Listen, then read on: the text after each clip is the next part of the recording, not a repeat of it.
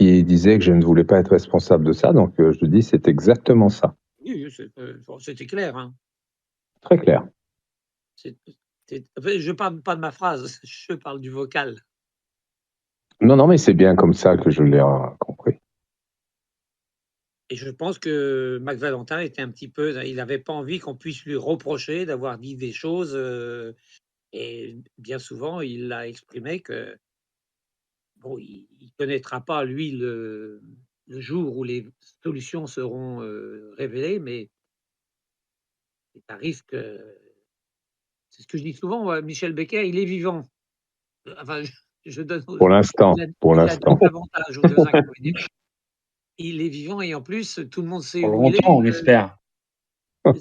c'est le trouver, et s'il a il va pas risquer de se prendre des coups de batte de baseball dans les genoux, je suppose? Bon, Oui. Non, il y a 2 grandes questions derrière tout ça. Ai-je les bonnes solutions? oui, j'ai vu Ça, qu'il y avait un truc, qui a été dit comme ça, bon, oui, il y a eu plusieurs trucs. Il y a eu plusieurs trucs qui ont été dits comme ça. Enfin, dit, je sais pas, j'entends pas, mais écrit, oui. oui, bon, Ça, c'est une question. Et puis, effectivement, la deuxième, c'est ce qui était en train d'être évoqué, à savoir le jeu des questions-réponses, de ne pas retomber dans un jeu pernicieux qui va embarquer encore les, les réflexions et les hypothèses dans tous les sens. Et je vous écoute un peu, hein, parce que je veux pas faire, j'ai pas du tout envie de faire un discours. On discute, continuez, je vous écoute. bon, moi, j'ai posé une question dans vos questions et j'ai pas eu de réponse, hein. C'était quoi la question? De Mimi et Judy, laquelle préfères-tu? Ah, elles ont toutes les deux des voix agréables. Et d'une manière générale, je suis toujours séduit par leurs interventions lorsqu'elles se produisent. Pour le peu que j'en ai entendu, elles n'ont pas été multiples, en tout cas pas pendant que j'étais connecté. Mais j'aime beaucoup le sens de la retenue, le dosage féminin dans ce genre de débat qui est très différent du dosage masculin. Si on peut parler de dosage et masculin, je ne sais pas si ça va bien ensemble. Mais non, je caricature un peu, mais c'est vrai qu'il y a une approche plus posée et j'apprécie beaucoup. Je ne sais pas si c'est fait exprès, mais elles sont bien autour de vous dans le vocal. Allez-y, bonsoir. Par ordre Salut les alphabétique. filles. Je ne sais pas si elles sont là, mais bonsoir. Non, non, mais je trouve que la gente féminine n'est pas assez représentée et c'est très très bien qu'elle soit là. Ça fait un peu hamburger, effectivement. Le demi-bonne Mimi, le demi-bonne Judy et le truc entre deux, là, le fromage. Bon, alors quel était le débat? Reprenons le débat.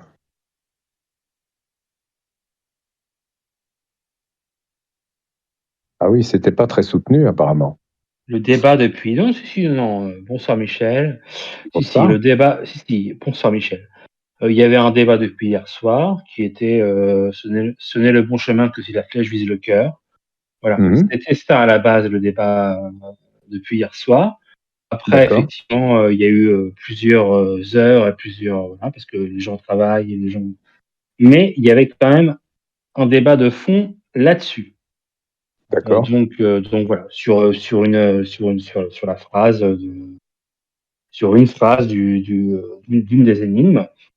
Donc voilà, c'était en fond, c'est ça enfin, pour moi en tout cas, c'est tel que j'ai pu ressentir, c'est ça le débat. C'est ça le débat. Ok. Pour moi en tout cas. Donc après, peut-être que d'autres personnes ont des ressentis différents, ou peut-être qu'ils ont déjà les solutions et tout va bien et pas de problème. En tout cas, ce qui questionnait hier soir et jusqu'à aujourd'hui, c'était ça. Donc voilà. Et puis après, bah écoutez, j'en profite pour vous, en même temps, parce que c'est la première fois que je discute avec vous, et j'en profite pour vous remercier, comme l'ont fait d'autres avant moi, de permettre la continuité du jeu. Et en tant que simple amoureux du jeu, ça, voilà. Et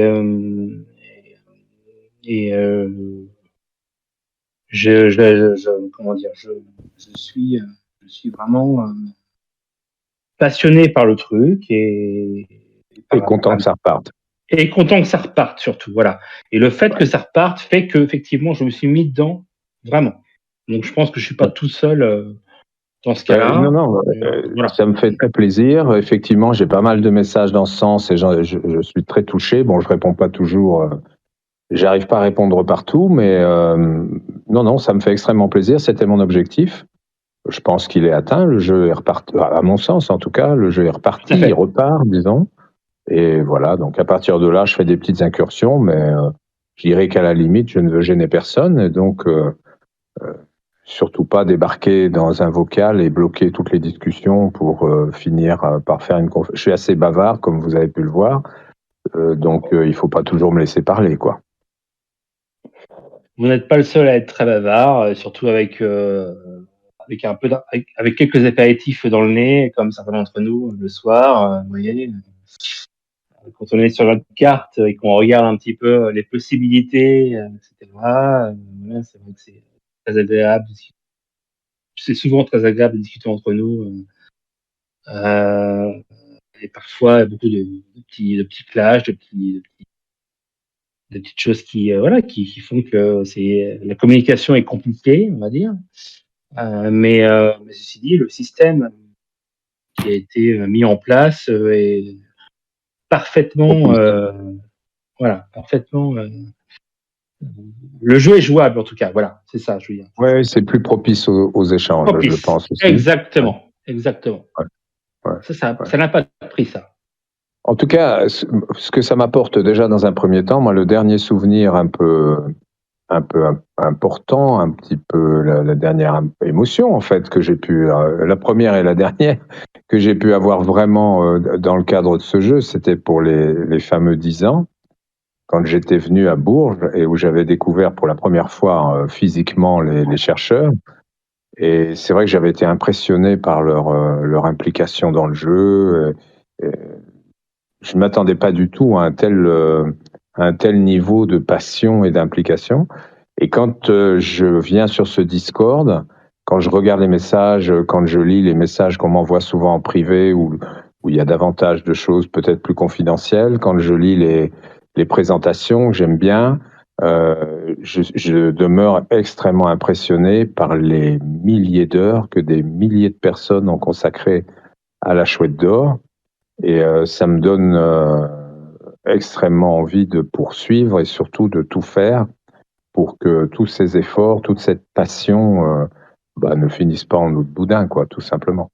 Tout à fait, parce que à travers la chasse, et puis après je vais pas non plus monopoliser, mais simplement à travers la chasse en elle-même, c'est vrai que beaucoup d'entre nous on redécouvre l'histoire de France, l'histoire des villes, des monuments, des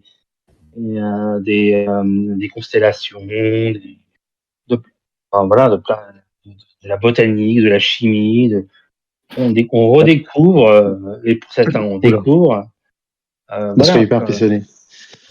Plein de belles choses. Je comprends très bien. Bonsoir. Bonsoir Michel. C'est moi qui vous ai posé la question concernant la couverture souple de la prochaine édition. Il y a une raison particulière à avoir changé ou pas, ou des gens vous l'ont demandé?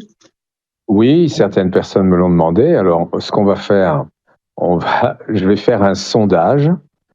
Il y a différentes options. Il y a la couverture rigide ou pas. Je pensais qu'une couverture souple serait plus agréable pour manipuler le bouquin, mais c'est pas forcément de l'avis apparemment de tout le monde. Et puis j'avais une petite hésitation, c'est beaucoup dire, mais en tout cas il y avait deux possibilités au niveau de la couverture. C'était reprendre la teinte de fond de la toute première édition, un bleu un petit peu légèrement violet, ou le noir de la deuxième édition. Et là, tel que la maquette a été présentée aujourd'hui, c'est le noir de la deuxième édition.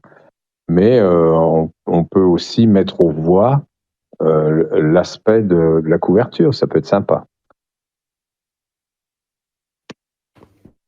D'accord. Est-ce En que je perso, peux le noir me va très bien. Est-ce que je peux prolonger une remarque qu'a faite Judy dans l'après-midi concernant justement cette couverture? Donc, on avait remarqué qu'il manquait un A. Bon, c'est Oui, réglé, ça. oui, il manquait effectivement un A. Donc, il y a Donc, deux choses. la correction est prise, mais là, c'est qu'une maquette, hein, c'est pas du tout la couverture définitive. Donc, Bon, il y a trois choses encore. Euro ne prend pas de A, E majuscule. Franc ne prend pas de F majuscule. Et le séparateur, ça fait 70 ans que ce n'est plus le point, les séparateurs des paquets de 3 chiffres. c'est faux. J'ai repris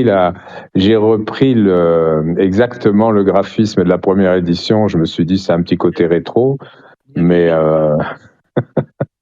c'est pas une erreur, donc c'est une volonté. non, c'était volontaire, mais bon, j'en prends bonne note. Sur la composition définitive, de toute façon, tout va être revu et corrigé.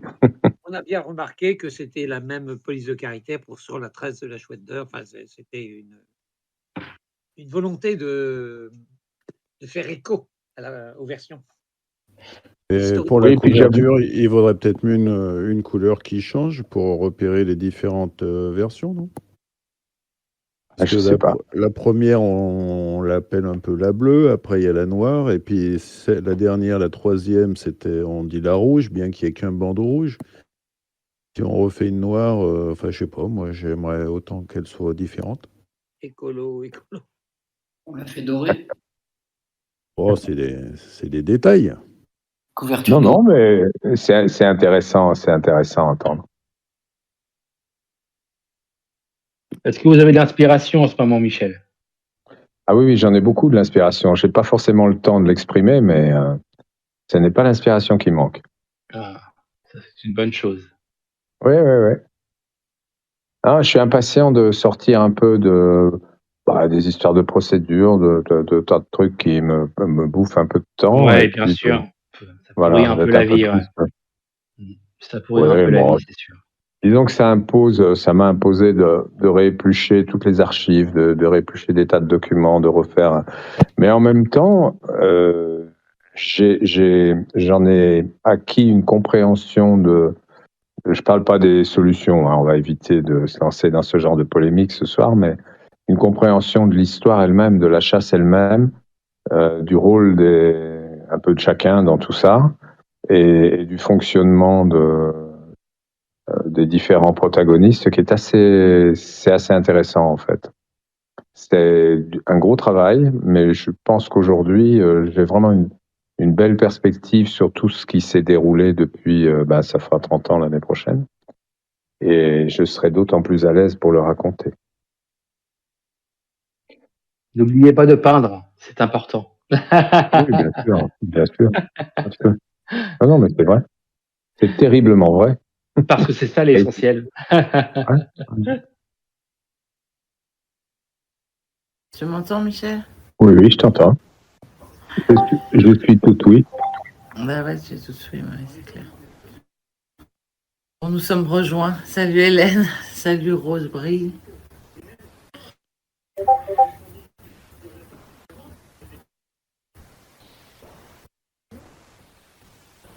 Finalement, il y a beaucoup de gens muets. Il y a beaucoup de gens muets sur ce forum. J'espère qu'ils sont pas manchots, parce que s'ils trouvent, ils vont pas pouvoir creuser. Mais ça impressionne. Bah oui, je m'en rends compte. C'est un peu gênant, quoi. C'est ça. Mais c'est bien que ça discute comme ça. Je trouve que c'est très bien. Oui, carrément. Alors, moi, ça m'aide beaucoup. Ouais. Ça m'aide beaucoup. Bon, alors il faut changer la couleur du livre. Ouais, t'as vu? Alors rigolo. c'est marrant parce qu'ils veulent changer la couleur et puis ils veulent pas la couverture molle. Moi, j'aime bien la couverture souffle. C'est agréable. C'est agréable à manipuler, ouais. Je suppose. Ouais. Quand c'est bien, il faut faire le sondage, carrément. Faire le sondage. Ouais, on a le temps de le faire, ouais. Oui, parce que là, les précommandes, tu nous montreras la version finale, quoi. Oui, là, c'est la maquette de la couverture, mais... Ouais. Bien sûr. Ok. Non, ce qui m'intéresse, je suis en train de vider le salon d'Asfo, pardon Asfo. Ce qui m'intéresse dans la nouvelle version, c'est de pouvoir resituer un petit peu, y compris pour les nouveaux chercheurs, parce que en fin de compte, dans les cahiers secrets, j'ai été obligé d'écrire à l'époque que j'étais absolument pas sûr de la présence de la contre-marque et que je pouvais rien garantir, etc. Donc c'est un petit peu gênant pour les gens qui débarquent maintenant et qui veulent participer à la chasse de lire ça. Donc je pense que c'est très bien de changer un peu le contenu. Puis c'est vrai que les cahiers secrets, c'est un peu l'encyclopédie, quoi. Il y a tout. Bah, ouais. Moi, c'est vraiment devenu celui que j'emmène avec moi parce que du coup, j'ai tout en un, quoi. Ouais, il y a tout en un, mais en même temps, il y a beaucoup. Donc, oui, il y a plein de pages dont je me sers pas. Voilà. Bien sûr. Donc là, ça va être une version plus light. Couverture souple, tu vois, une version light, couverture souple que je peux glisser dans mon sac à main, moi, ça me va bien. Ouais. Je verrai au niveau des précommandes, le niveau d'intérêt. Éventuellement, on peut faire les deux versions. Ça dépend des quantités après. Et sur la couleur, ouais, je sais pas. Moi, j'aime beaucoup le noir, mais on va pas mettre du jaune non plus, si. Non, ça paraît difficile. Mais je sais pas. Bon, alors, beaucoup de gens nous rejoignent. Bonsoir. Je vais dire bonsoir à chaque micro fermé. Il y a plein de petits micros fermés, là. Bonsoir. Bonsoir. C'est un côté un peu sympa aussi, hein. C'est comment on dit quand c'est pour regarder, on dit les voyeurs, c'est ceux qui se planquent pour regarder, mais ceux qui écoutent, comment on appelle ça? Bah, dans le monde des chercheurs, on appelle ça les groseilles. Ah, les groseilles, ouais. Les groseilles. Mais je comprends, hein, c'est assez confortable aussi d'écouter. C'est comme la radio. Ah ouais, complètement. Bonsoir Michel. Bonsoir. Senior Flan. Une petite question sur la nouvelle édition. Ça serait possible qu'elle soit accompagnée d'une version électronique, type e-book, une version, quand on achète le livre, qu'on puisse avoir la version électronique avec? J'y ai pas encore pensé, mais pourquoi pas, ouais, je peux regarder. Ok, je vais regarder ce qui peut être fait dans ce sens. Ça serait super. D'accord. Pour pouvoir le regarder sur son smartphone, pas trimballer le livre tout le temps. Ouais, moi je suis toujours sur mon téléphone, sur une tablette, et c'est vrai que... Ok, je vais regarder, bonne idée. Je regarde ça.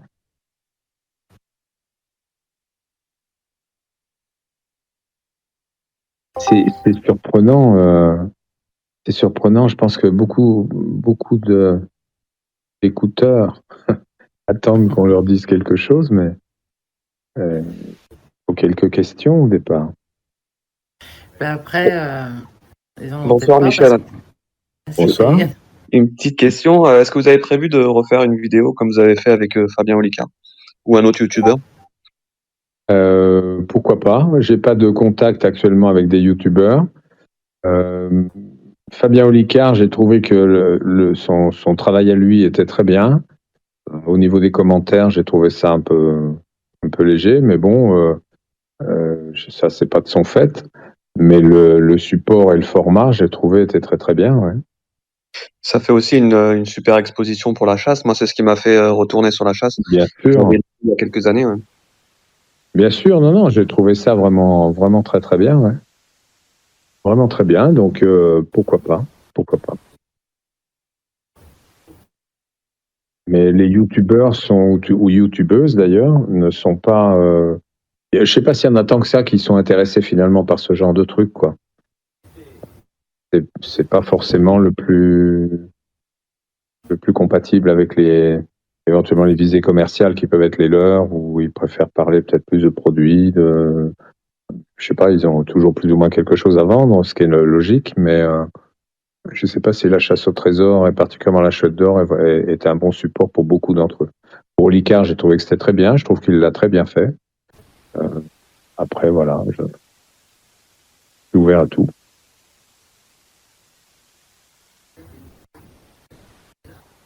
Et à quand une chouette d'or en Lego? Ben, j'ai travaillé pour Lego. J'ai été sous contrat avec Lego pendant quelques années. J'allais souvent à Billund ou à Windsor. Ils avaient un bureau à Windsor. Et c'était ou l'un ou l'autre. Et j'avais une équipe de 22 designers. Je dirigeais chez eux une équipe de 22 designers pour travailler sur toute une ligne de produits et notamment des montres, qui était ma spécialité à l'époque. C'est absolument fascinant, Lego.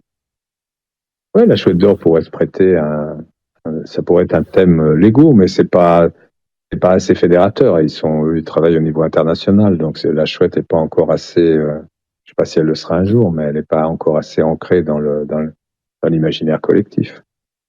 Si un jour il y a un long métrage qui sort sur la chouette et que ce film est suffisamment diffusé, ça peut être une opportunité, mais on sera peut-être plus là pour le voir. Hein. Et j'ai adoré travailler avec Lego. Passionnant, fascinant.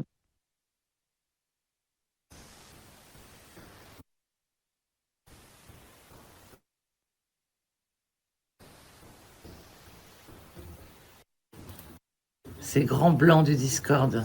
Ouais, je suis impressionné. C'est vertigineux. C'est apaisant aussi. C'est très apaisant. Pour rebondir sur les films, il n'y avait pas justement, j'ai lu ça quelque part, un projet de film sur la chouette d'or. Bon, peut-être pas directement géré par vous, mais par une personne, non? C'était pas en projet, ça? J'ai été en contact avec différents producteurs. Je le suis toujours par intermittence. Pour l'instant, il n'y a rien de très très précis qui se dessine. Je pense aussi, enfin, j'en sais rien, mais j'ai un peu le sentiment aussi que le jour où la procédure sera terminée, ça mettra tout le monde un peu plus à l'aise. C'est toujours un peu désagréable, ce genre de truc. Par rapport à l'image, hein, j'entends. Donc, ça peut peut-être être une raison. Et puis après, la relance de la chasse, elle est très récente. Hein, donc, je pense que les nouveaux modes d'échange entre les chercheurs va redonner beaucoup d'intérêt au jeu au niveau des médias et au niveau du public, tout simplement. Un peu comme ça l'avait fait au départ. Parce qu'on sort quand même d'une période, depuis le décès de Max Valentin, ça fait 12 ans qu'on est passé par une période un peu obscure, un peu où on savait pas trop, où on entendait tout et son contraire, on lisait tout et son contraire. Et je pense que la relance du jeu et puis sa remise à plat peuvent positivement contribuer peut-être à décider, puis à permettre aussi des scénarios, parce que autour d'un projet comme ça, il faut quand même bâtir un scénario. C'est pas forcément évident non plus. Hein. Oui, ou ça peut être simplement un reportage, comme on peut en trouver sur Netflix, sur différents thèmes, qui soient sur un format pas scénarisé justement, mais juste raconter l'histoire complète. Oui, mais je pense que ce serait plutôt dans ces directions-là qu'iraient les gens, je suppose. Mais parce que bon, ce qu'avait fait Josh Gates, c'est rigolo parce que c'est à l'américaine, mais enfin bon, c'est pas très. Ça fait connaître un petit peu l'opération, etc. Mais enfin, on est un peu loin de la réalité. Et c'est vrai qu'un docu qui serait plus réaliste, ça pourrait être sympa, ouais. Je pense aussi. Et pour rester sur les médias, vous avez déjà anticipé ou imaginé la couverture médiatique qui sera faite si la chouette est découverte?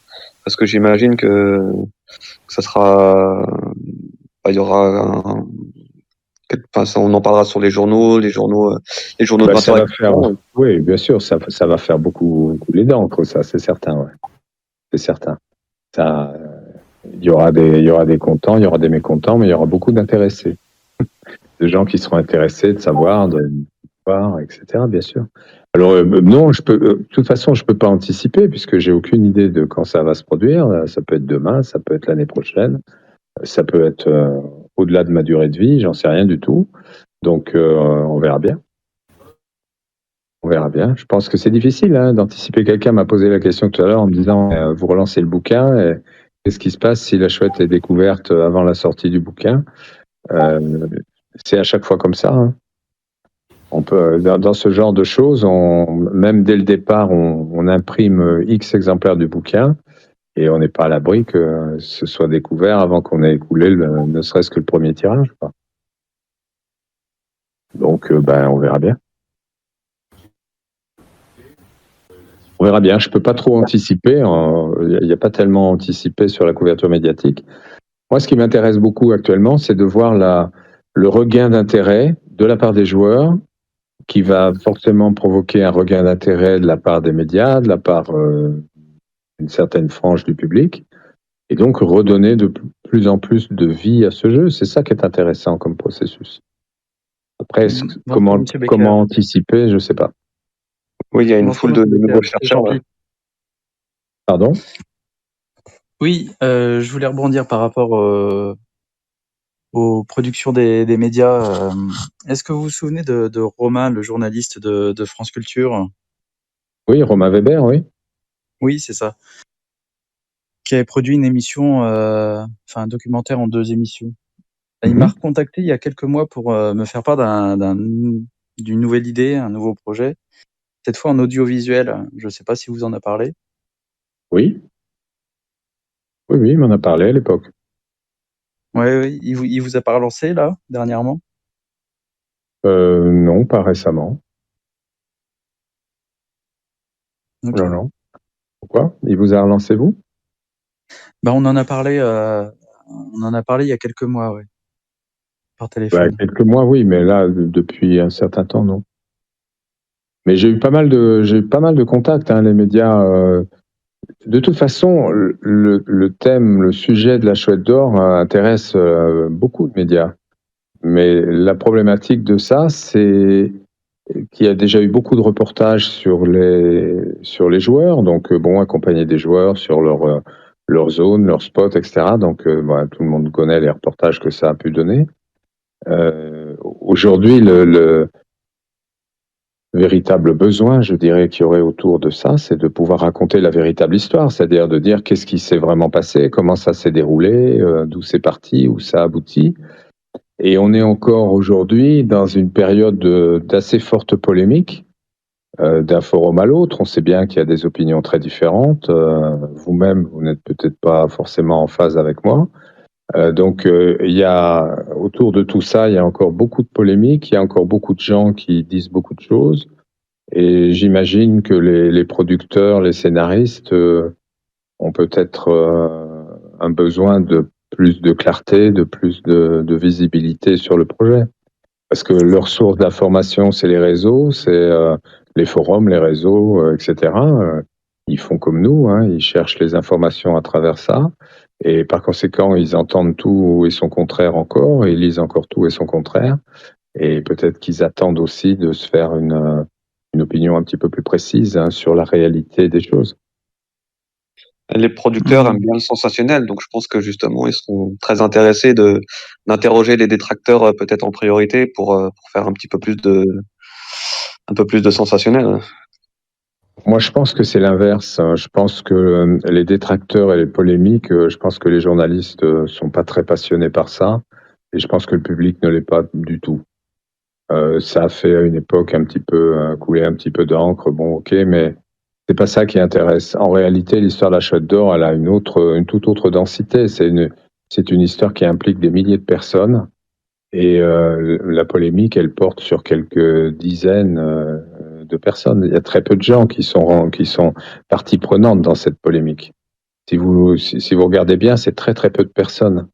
Et il y a des milliers de gens qui sont intéressés par l'histoire, qui sont intéressés par la chasse, qui ont envie de connaître l'histoire, mais qui n'ont pas envie de rentrer dans les salades façon Crowley, façon je ne sais qui. Je suis complètement d'accord avec vous, mais comme on dit, c'est un arbre qui tombe fait plus de bruit qu'une forêt qui pousse. Donc, on a toujours l'attention sur quelques émergumènes, mais la majorité silencieuse est plutôt conforme avec tout ça. Et ça, c'est pas très porteur, en fait. La polémique, c'est quelque chose. On est un petit peu. Ça fait un peu penser. Ça nous est tous arrivé d'avoir une soirée avec des potes. Ça démarre super bien, puis il y a un couple qui se frite un peu dans dans l'équipe, et puis ça gâche la soirée de tout le monde. C'est un peu ça, les polémistes, les détracteurs systématiques, les gens qui insultent, les gens qui sont un peu, ou qui font même du dénigrement systématique, etc. Tout ça, ça enquiquine tout le monde, quoi. Ça n'intéresse personne. Ça fait un petit peu, ça permet de temps en temps à certains journalistes de faire un peu de papier, mais ça va pas beaucoup plus loin que ça. Et en revanche, pour les discussions que j'ai avec des gens qui font des choses beaucoup plus sérieuses et qui s'intéressent aussi à la chouette d'or sous des angles différents, c'est une histoire qui a beaucoup plus de corps et de pulpe et de choses à dire que de simples polémiques qui finalement sont totalement superficielles et sans grand intérêt.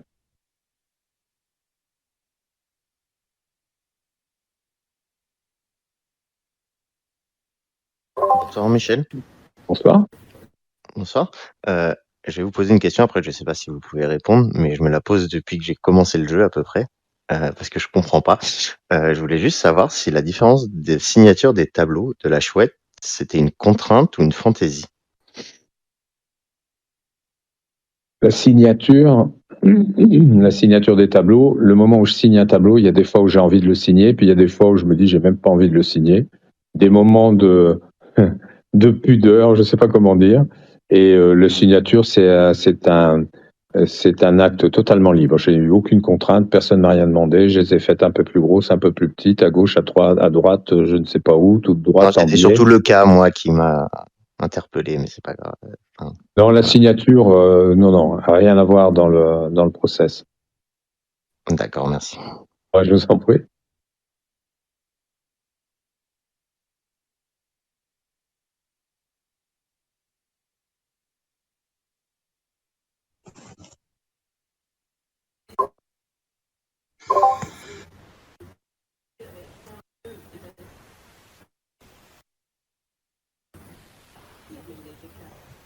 Bon, Michel? Ouais. J'étais en train de me demander si mon téléphone marchait. Ouais, c'est ça. Je réveille. Moi, j'ai une question. Ouais. Pourquoi la lettre B sur le sceau du livre? Eh ben, non, je rigole parce que j'ai pas de réponse, je n'en sais rien. C'est un des sceaux. C'est le premier que j'ai vu avoir posté. Et un hasard, comme la lettre B de la B, ben c'est un hasard. Ben, je ne sais pas si c'est un hasard, c'est peut-être voulu, mais c'est pas moi qui les ai apposés, ces sceaux. Donc je n'en connais pas la signification, je n'en connais pas l'origine. Je ne sais pas. C'est quand même bizarre, la seule énigme avec une lettre, on la retrouve sur le. Ouais, bizarre, hein. Bah, c'est pas bizarre, c'est étonnant. Ouais. B comme bizarre. Oui, non, c'est à la poubelle. À la poubelle, on a dit. Voilà, à la poubelle. Peut-être. C'est une coïncidence, donc à la poubelle, voilà. En tout cas, en l'état actuel des choses, je ne sais pas si c'est une coïncidence, c'était peut-être voulu, mais j'ignore totalement pourquoi ça aurait pu l'être. Et si ça se trouve, c'était un poinçon que détenait Max et qu'il a utilisé, j'en sais rien du tout. Je ne sais pas. Bah, c'est top. Mais ce que je dois quand même vous dire, c'est que moi, quand je les ai vus pour la première fois, ces poinçons, de près, j'ai pu les photographier comme vous l'avez vu, et j'ai pas vu tout de suite que c'était un B, parce que pour le voir, et c'est pour ça que là, il y a un petit reflet, parce qu'autrement, on le voit pas. Et on sait pas trop. Je pensais que c'était éventuellement une tête de chouette ou je sais pas trop quoi, comme c'est assez chargé comme graphisme. Et ça n'est que c'est pas tout de suite, et un peu de temps après, quand je les ai regardés, je les ai eus en main tranquillement, je les ai bien regardés, j'ai dit mais bon, ça on dirait un B. J'étais très flatté, j'ai dit c'est sûrement le B de Becker, il n'y a pas de doute. Mais oui. Qu'est-ce que vous voulez que ce soit d'autre? C'est clair. Mais c'est dingue. Bon, bah ça nous fait encore une énigme à nous. Hein. Enfin, mais de toute façon, cette histoire, à partir du moment où Max a disparu, à partir du moment où il y a eu un certain nombre de péripéties, c'est nécessairement une histoire qui a du corps, il y a de la matière. Et comme on ne sait pas tout, il y a des zones de doute, des zones d'ombre éventuellement. Donc, Donc c'est comme ça que se fabrique un peu ou que s'est fabriqué le mythe de la chouette d'or. Ça fait partie de son histoire. On peut pas le renier. De là à dire qu'effectivement il faut embrayer là-dessus pour aller chercher quelque chose, on reste calme. C'est un B qui va faire couler beaucoup d'encre. Hein. Ça, c'est... Beaucoup de cire. Oui, et d'encre et de paroles parce que il y en a beaucoup qui vont dire que c'est un indice. Mais peut-être en était-ce un, je l'ignore totalement, mais en l'état actuel de mes connaissances de l'histoire, je ne pense pas parce que c'était pas destiné à être vu pendant le cours du jeu, ça. Donc si ça se trouve, c'est pour ça que je dis ça se trouve, c'est le hasard d'un poinçon que Max a eu à portée de main, il s'en est servi, puis voilà. Ouais. C'est tout à fait possible aussi. Hein. Ouais. Ouais. Bon ben voilà, ça y est, c'est parti. C'est ça qui est bon. Ça relance un peu la baie en tout cas. Non mais on remet une pièce dans la machine pour la baie. Hein. Ouais, c'est ça. Je vais me faire tuer. On la ressort de la poubelle. Hop, on prend le machin dans la poubelle. Et... Dans 3 jours, il va nous dire qu'il a laissé un indice. Ah non, moi Oui. Moi, je dirais ça. Non, je l'ai fait une fois. Bonsoir. Je l'ai fait une fois, l'histoire de l'indice, parce que je l'ai fait pour moi en me disant, est-ce que comme on trouve, j'ai fait préalablement, j'avais fait un certain nombre de réponses où beaucoup ont voulu voir des indices. C'était ça le départ de ma réflexion. Et je me suis dit, mais si je mets un petit indice, est-ce qu'ils vont le voir? Et voilà, c'était ça le truc. Mais rien de méchant, rassurez-vous. Hein. Pas de quoi bouleverser le jeu, hein, franchement. Non, c'est sûr. Mais on sait toujours pas ce que c'est que cet indice, si c'est pas important. Il y en a qui l'ont trouvé, hein. Mais je vous dirai pas lesquels.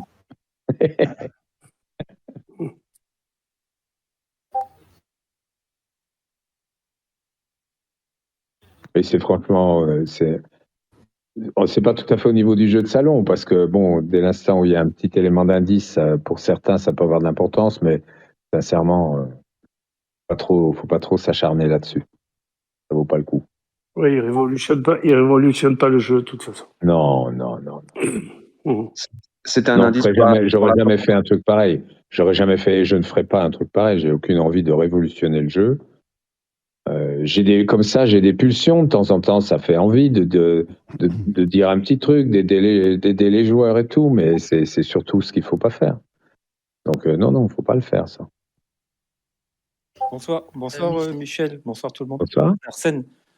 Michel, vous voyez où on en est, on cherche même partout des petites pistes, le livre ne suffit plus, c'est qu'on essaie de trouver la petite bête à droite à gauche, on est un peu perdu quoi en fait. Je ne sais pas si vous êtes un peu perdu, mais alors, comme je vais de temps en temps, comme tout le monde, je vais jeter un petit coup d'œil sur les autres forums.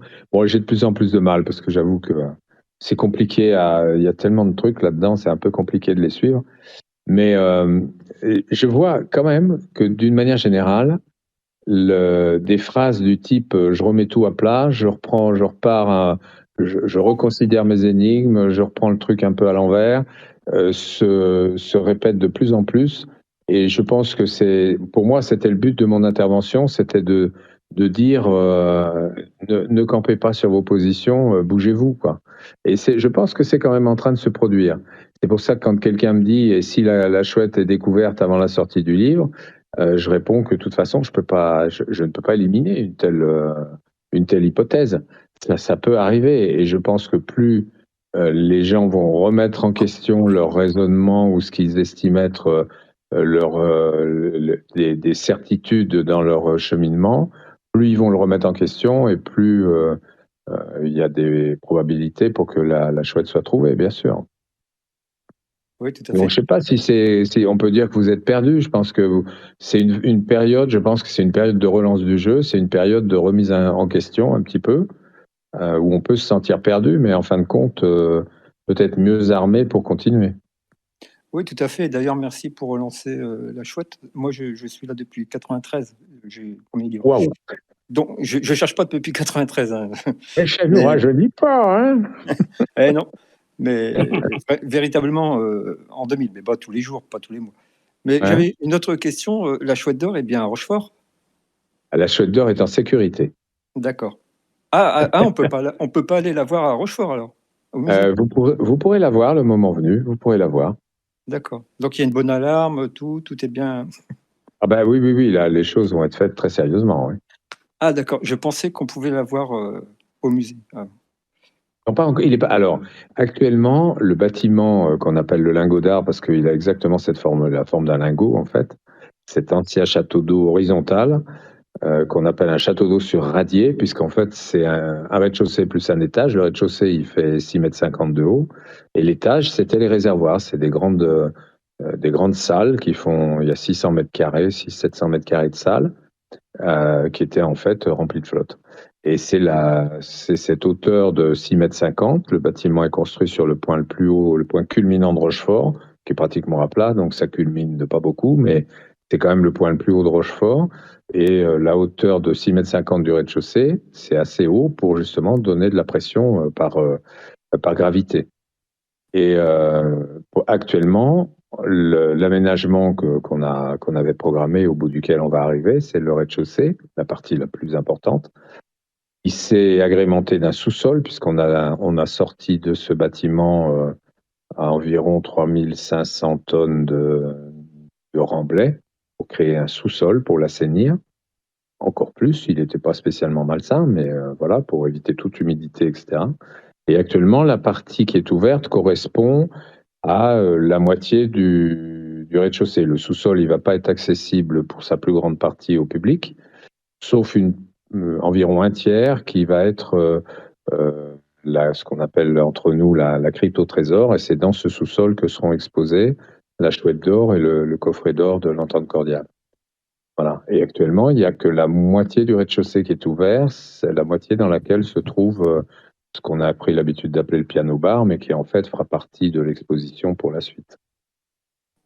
D'accord, donc on saura en temps et en heure quand la Chouette d'Or sera visible à Rochefort. Alors, à mon avis, la Chouette d'Or, elle va être visible pour la saison prochaine, printemps, début, fin printemps, là, mais en tout cas pour l'été prochain, elle sera visible. Ouais. Ah ben c'est ce que je voulais savoir, merci. Une question d'Hélène qui n'a pas de micro. Hélène n'a pas de micro. Bonsoir Hélène. Je voudrais poser une question, SVP. Vous parlez de finir la chasse proprement. Pourrait-on la finir salement? Que voulez-vous dire? Désolé, je n'ai pas de micro valide. Ah ben, quand je dis... Oui, mais je vois bien, c'est une réponse que j'ai faite par écrit, tout à fait, oui. Quand je dis une fin propre, ça veut dire que je fais tout pour qu'il n'y ait pas de contestation possible, qu'il n'y ait pas de doute au moment où la chouette sera trouvée. C'est pour ça que j'ai déjà répondu à plusieurs reprises que compte tenu de la teneur des solutions, il est inenvisageable qu'il y ait une deuxième chouette enterrée, c'est pas possible. Donc la première a été enlevée, retirée, soit parce que j'en sais rien, hein, j'étais pas là pour le voir, mais soit parce que Max Valentin voulait la garder, il avait dit plusieurs fois qu'il voulait la garder, soit parce que par précaution, comme je l'ai évoqué, au moment où l'original avait été saisi, il voulait pas prendre le risque que quelqu'un découvre celle-ci, ce qui l'aurait placé dans une situation peu tenable. Et il s'est dit, je l'enlève et je la remettrai après. Bon, voilà, mais pour quelque raison que ce soit, pour moi et pour ce que je sais des solutions et pour le travail qu'on a fait avec l'huissier, j'ai absolument vérifié que ça collait parfaitement, le spot colle parfaitement aux solutions. Enfin, je veux dire, il n'y a pas 50 possibilités.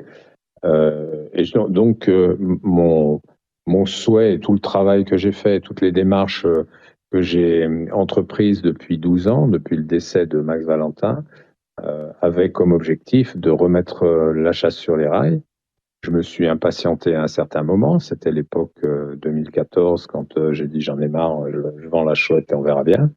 Mais en dehors de ça, ma démarche est en amont de cette même de cet épisode de la vente aux enchères. J'avais fait beaucoup d'écrits, de courriers, de messages, de coups de téléphone aux héritiers, même à la 2CO, enfin à tous les gens qui me semblaient être des éléments potentiellement bloquants, mais potentiellement en mesure de débloquer aussi.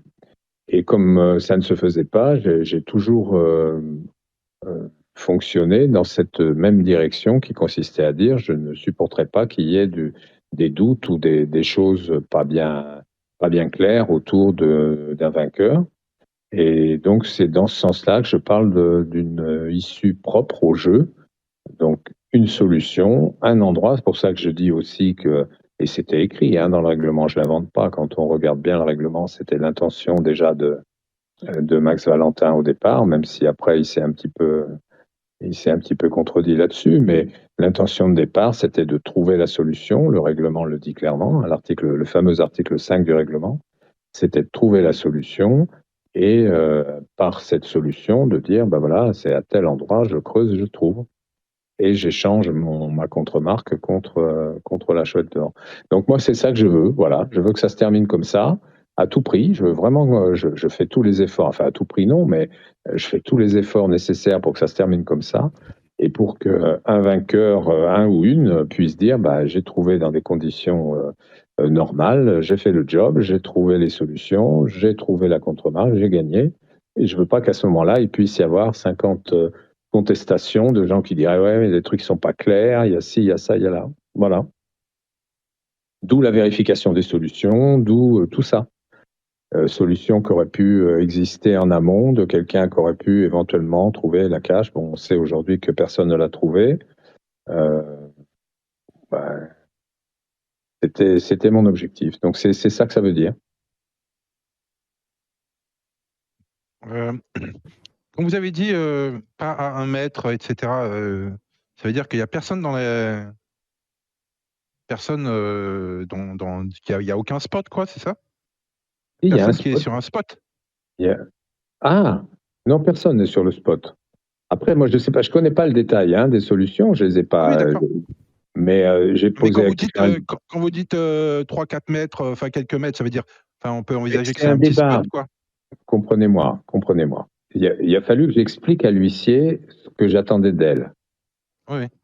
Bon, qu'est-ce que je dois faire? Alors, j'ai expliqué et on me dit, bon, et s'il y a quelqu'un qui est tout près, à quelques centimètres, à quelques mètres, à quelques je sais pas quoi, qu'est-ce qu'on fait, etc. Donc, c'est une discussion qu'on a eue, c'est une réflexion qu'on a eue. Et c'est ce qui fait que j'ai pu poser la question à la fin, bon, en disant finalement, est-ce que quelqu'un a trouvé la super solution? Est-ce que quelqu'un est vraiment... et on m'a dit non, il y a absolument personne qui ait trouvé en tout cas dans les solutions qui ont été adressées à l'huissier, personne n'avait la formule. D'accord. Michel, j'ai une question. Le seau, tu l'as trouvé où? Sur la disquette ou sur l'enveloppe en plastique? Question d'Adrien. Sur l'enveloppe. Tu l'as trouvé sur l'enveloppe? Il y en a 4, 5 dessus. Il y en avait 4 sur l'enveloppe, oui, c'est un des 4. Ils sont tous les 4 pareils. C'est l'enveloppe qui a été photographiée? Oui. Oui. Et qui n'a pas été lue? Sauf par moi, peut-être. C'est sujet tabou. Je pense pas que vous l'ayez. Enfin, je pense pas, non.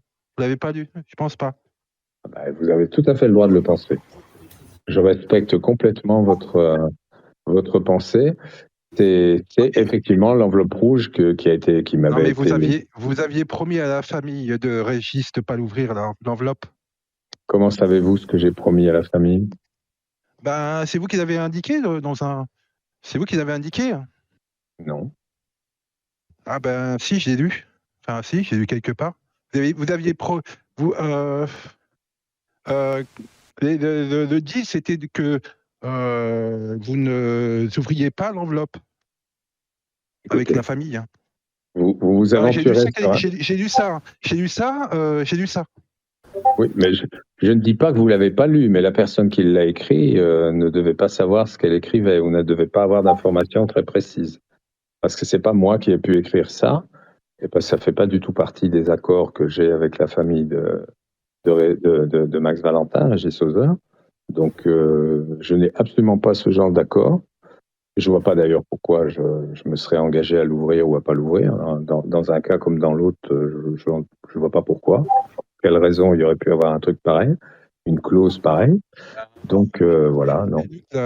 J'ai lu que la famille était d'accord. La clause, c'était que vous n'ouvriez pas l'enveloppe. Non, pas du tout. Je n'ai pas inventé. Non, mais attendez, je dis pas que vous l'avez inventé. Je dis que depuis 12 ans que Max Valentin a disparu, il y a eu un paquet de choses écrites par des gens qui ne connaissent pas du tout l'histoire. Je ne vais pas reciter des noms, mais il y a des gens qui se sont trouvés passionnants à écrire des choses dont ils étaient convaincus, mais qui ne sont pas exactes. Donc si vous avez lu ça, ben, c'est faux. D'accord. Je peux pas vous dire mieux. Je vais reprendre la lecture. D'accord. Donc, reprenez. Non, les contrats qui ont été signés sont tout à fait clairs. Nous, on s'est très très bien entendu là-dessus.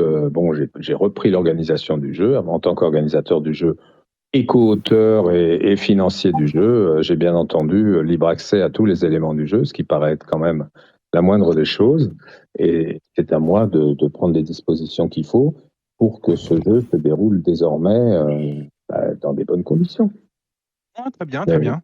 Je vais reprendre. Voilà. Je vais reprendre la lecture. Si vous voulez, j'ai pas de. Pardon. Oui. Excusez-moi. J'ai pas la moindre acrimonie par rapport à ça, mais je veux juste vous dire, il faut arrêter de lire des choses et de dire ah bah oui effectivement, etc. S'il y a une personne qui a les informations, c'est moi.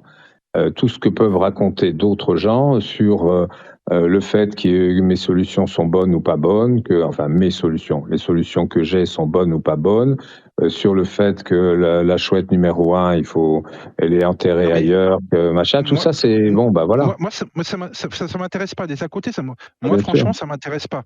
Moi, ce qui m'intéresse, c'est des énigmes, etc. Mais les à côté, je lis, mais franchement, ça c'est secondaire. Enfin, pour moi. Mais c'est sans intérêt. Vous avez entièrement raison. C'est sans intérêt. C'est sans intérêt. Ceci dit, quand même, pour recadrer un peu les débats, je rappelle quand même que cette chasse a été organisée avec des capitaux privés par 2 personnes, en l'occurrence Max Valentin et moi. C'est notre boulot, notre argent. On n'a absolument pas d'obligation d'officialiser des éléments qui sont des éléments privés. La seule obligation qu'on ait, c'est de respecter des engagements qui sont pris par rapport à des joueurs qui achètent un livre, qui se lancent dans une chasse au trésor. Là, il faut être réglo de A à Z.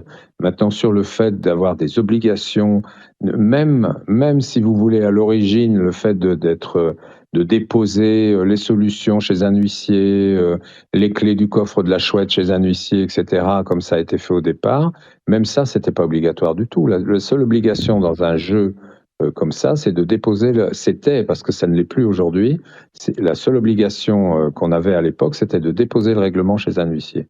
Le reste, affaire privée. Donc aujourd'hui, moi je réponds bien volontiers, c'est normal parce qu'il y a beaucoup de gens concernés et puis qu'il y a eu beaucoup de doutes, de troubles autour de cette histoire, mais donc je réponds volontiers, mais quand on me dit comment ça se fait, vous vous étiez engagé là, je dis non, je me suis jamais engagé à ne pas ouvrir l'enveloppe, ça c'est une absolue certitude, et les héritiers ne me l'ont jamais demandé.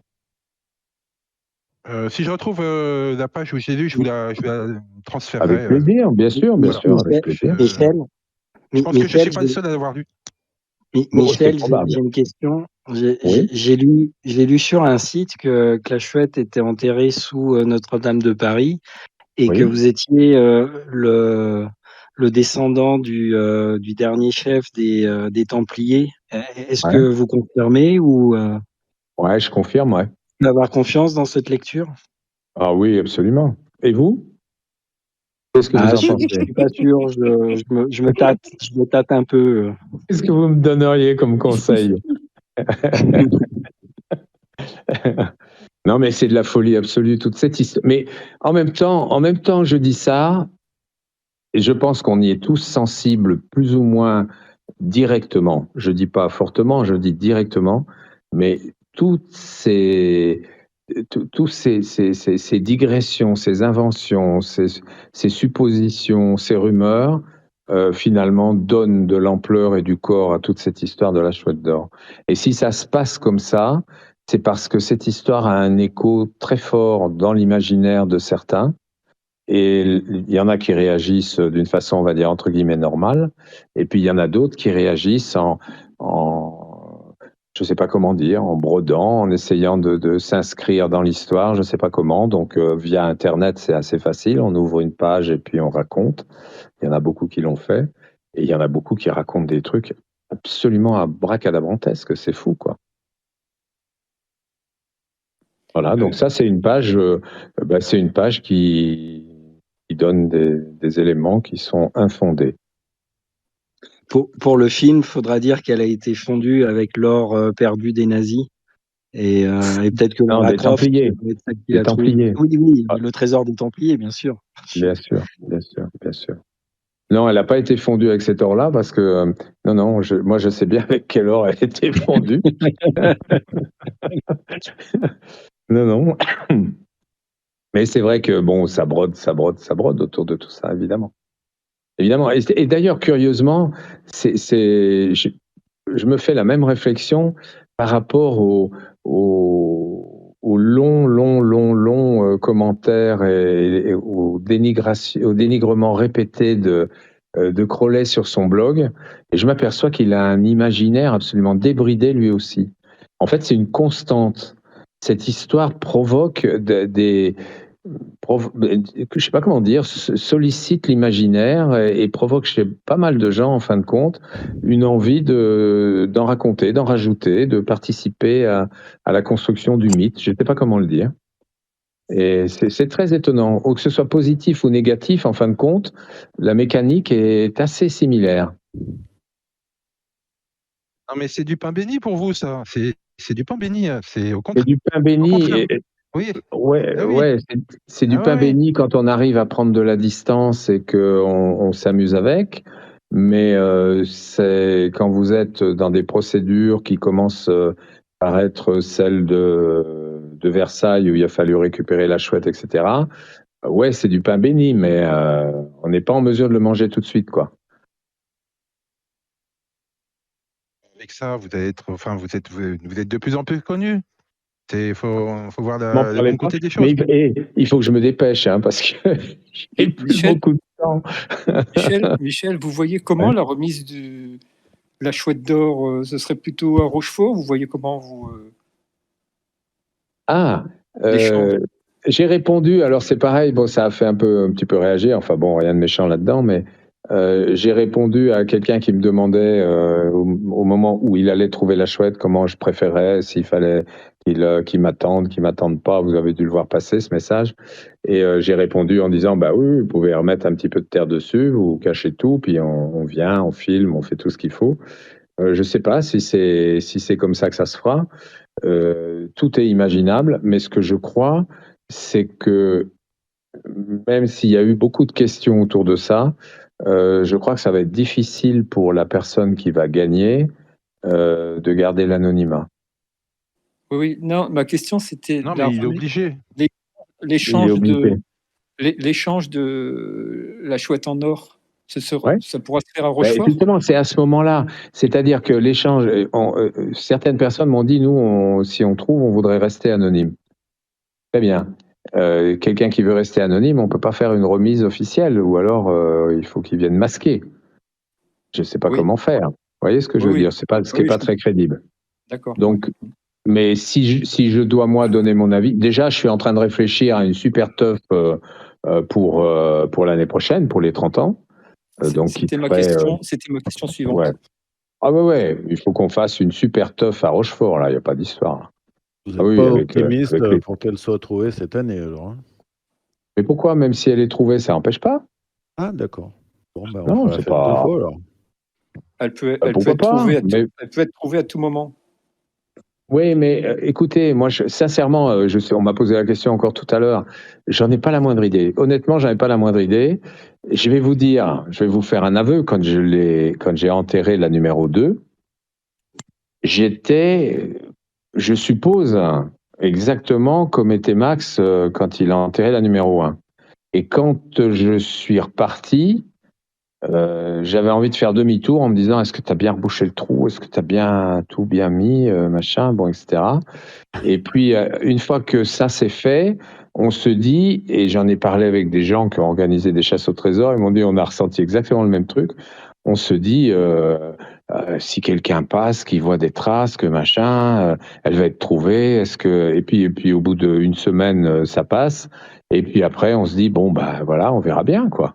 Et là, j'en suis au stade, on verra bien. J'ai plus tellement de stress. Je me dis, j'en ai même plus du tout. Je me dis, si elle est trouvée, de toute façon, ça va être un moment super sympa, voire grandiose. Et puis, si ça dure encore un peu, ben, tant mieux. J'aimerais bien quand même être encore là quand elle va être trouvée, voilà. Bon, on va tout faire pour, mais j'avais une question aussi. Merci. Vous aviez quand même pris un risque de faire ça au mois d'octobre, parce que la végétation ne repousse pas quand même rapidement au mois d'octobre, parce que les traces restent quand même... Ça sent, j'allais dire ça pue, mais je ne veux pas employer un mot pareil, mais ça sent la question insidieuse. Non, non, du tout. Non, franchement, non. Non, je suis seul à l'avoir senti, mais j'ai déjà posé. J'ai déjà posé la question. Non, Michel, non, c'était juste... J'ai déjà posé la question. Non, mais Apollon, tu permets 2 secondes.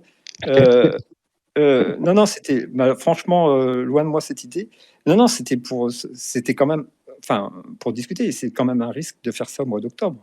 Alors, c'est de toute façon piégeux de répondre. J'ai fait tout à l'heure une réponse qui ressemble à une simple boutade, et c'est pas exactement une simple boutade, à quelqu'un qui m'a dit, mais il y a certainement une pierre au-dessus de la chouette, parce que je voudrais pas l'abîmer avec ma pioche. J'ai répondu que j'avais, moi, en tout état de cause, toujours une petite cuillère dans ma poche quand j'arrive sur des zones un peu comme ça sensibles. Mais ça, c'était pour rigoler. Mais pour moins rigoler, j'ai dit, mais si je dis oui, il y a une pierre, ça veut dire qu'à chaque fois, maintenant qu'un joueur va commencer à creuser, qu'il va tomber sur une pierre, il va se dire, elle est peut-être dessous, il va s'acharner. Si je dis, il n'y a pas de pierre, il va plus s'arrêter de creuser tant qu'il n'aura pas trouvé une pierre. Ouais, non, mais je comprends. Je retire ma question. C'est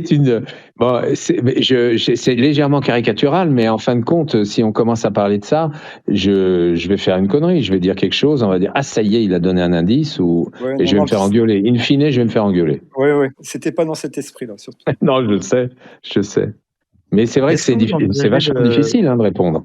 Oui, tout à fait. Est-ce que vous envisagez de retourner visiter le spot C'est une bonne question. Est-ce que j'ai mis un dispositif qui me permet d'être sûr, rien qu'en passant dessus, qu'elle est toujours là ou pas?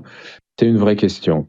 Moi, je mise majoritairement, et en le disant, je prends le risque que quelqu'un qui m'entend et qui demain va la trouver juste pour m'enquiquiner ou me contredire ne fera pas ce que je vais dire.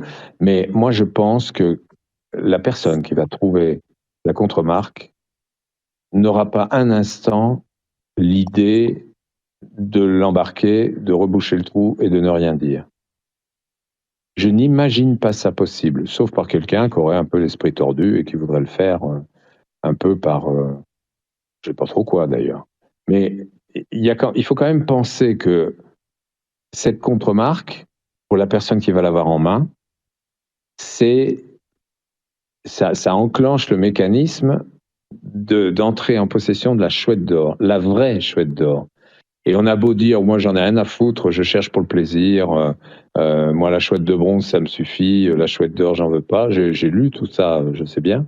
Moi j'attends que ça se produise et puis on verra qui en veut ou qui en veut pas.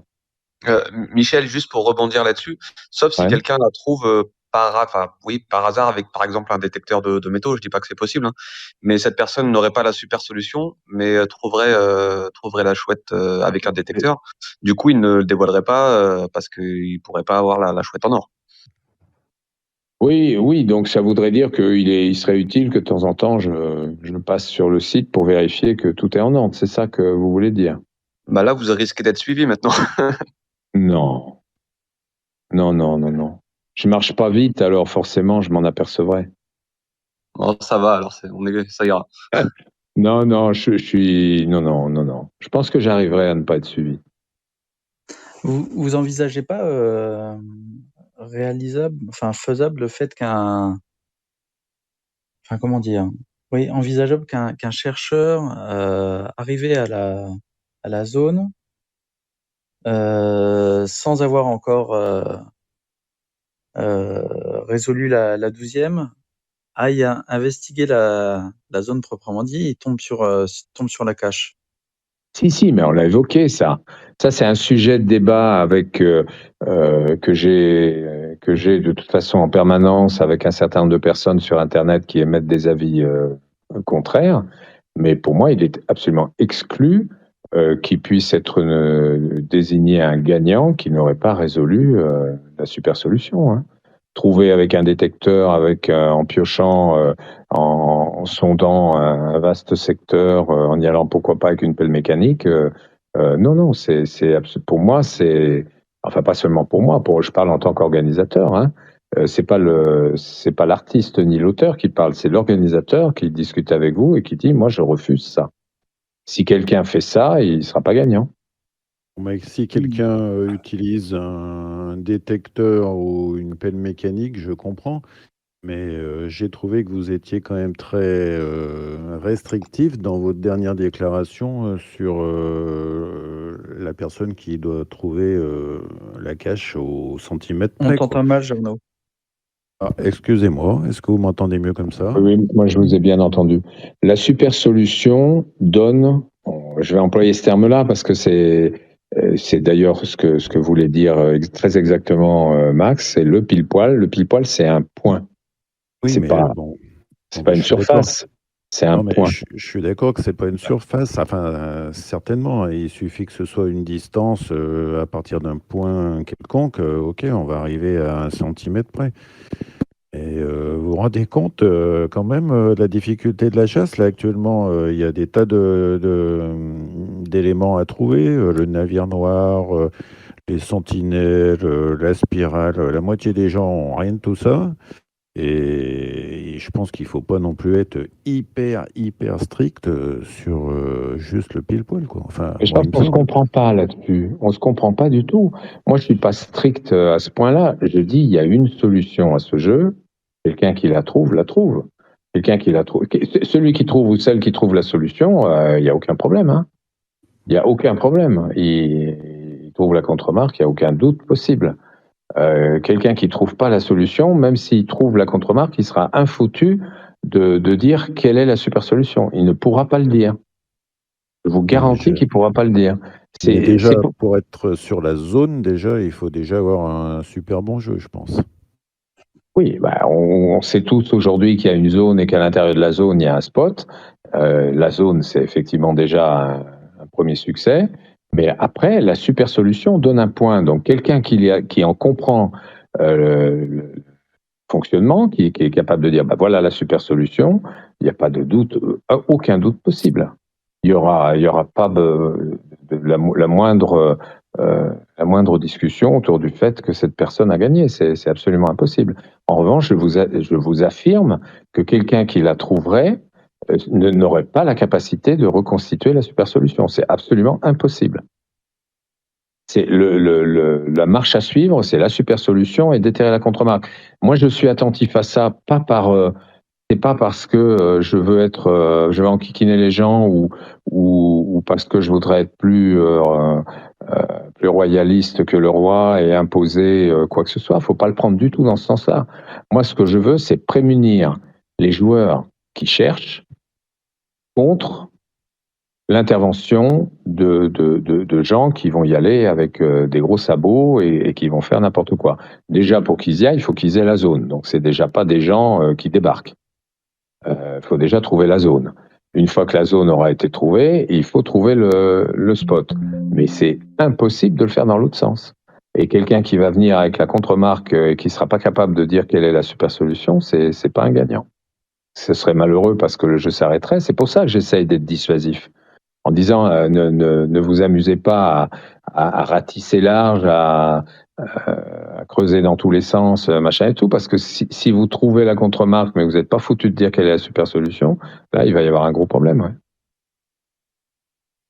Mais c'est, je dirais, c'est une plutôt question pour d'éthique. éviter quelqu'un qui, dans ce coin-là, par hasard, creuse avec un tracto pour faire un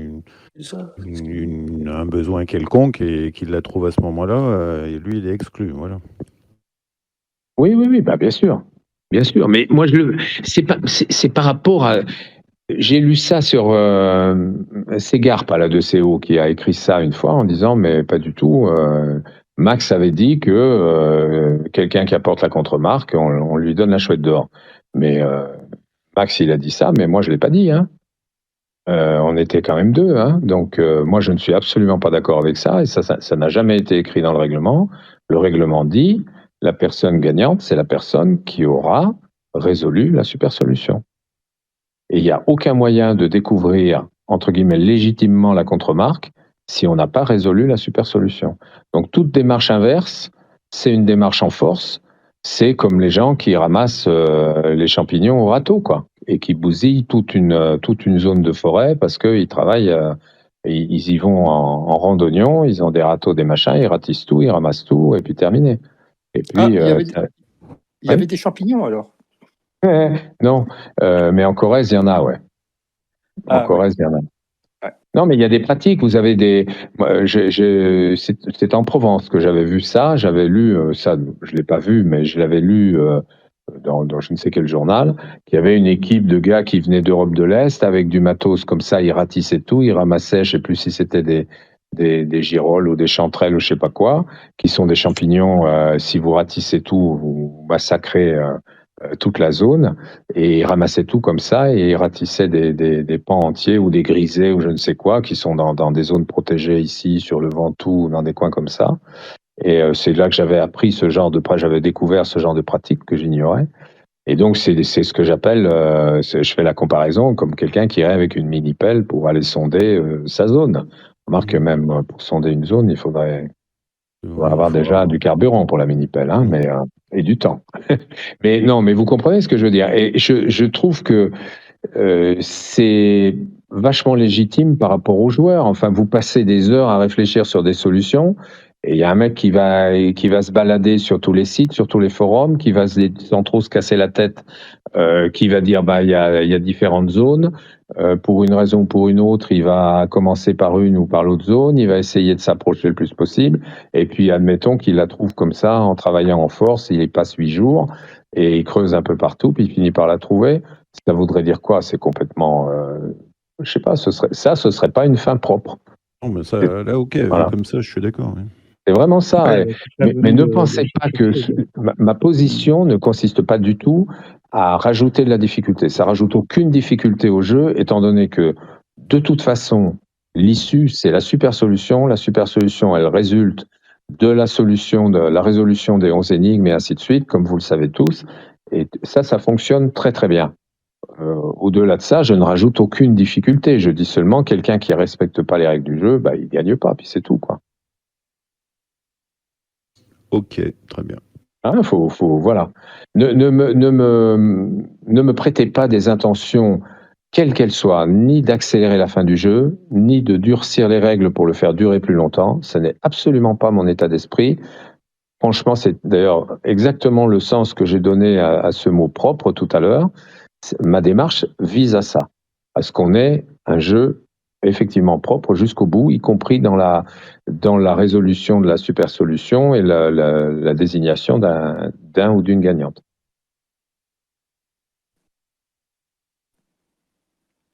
Je plus sois. Tu plus sois, c'est bien. C'est clair comme un lac de montagne. Merci.